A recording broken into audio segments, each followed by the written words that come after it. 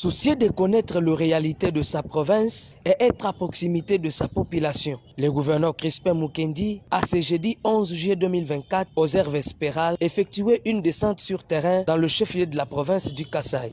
Il a cependant visité les deux grandes collines qui internent 4 communes de Tchikapa, notamment Dibumba 1 et 2 dans la colline de Dibumba, puis Mabondo et Mbumba à Kélé. L'autorité provinciale a entamé cette visite au grand marché moderne de la réconciliation situé dans la colline de Dibumba. Une joie pour le marchand de cette partie qui l'ont accueilli chaleureusement avec des chansons de soutien et d'amour inconditionnel à l'autorité provinciale. Sur place, le chef de l'exécutif provincial a fait la ronde du marché tout en échangeant avec le vendeuse, question pour lui de s'enquérir de réalité de ce marché. Après le marché de la réconciliation, maître Crispin Mukendi s'est rendu au péage de Milambu dans la colline de Kélé, toujours dans le but de connaître les difficultés qu'éprouvent les agents commis au poste de ce péage, mais également de l'évolution de leur travail. L'infatigable Crispin Mukendi Wabukasa a donné des orientations et conseils aux différents responsables de services sur place afin de travailler dans l'harmonie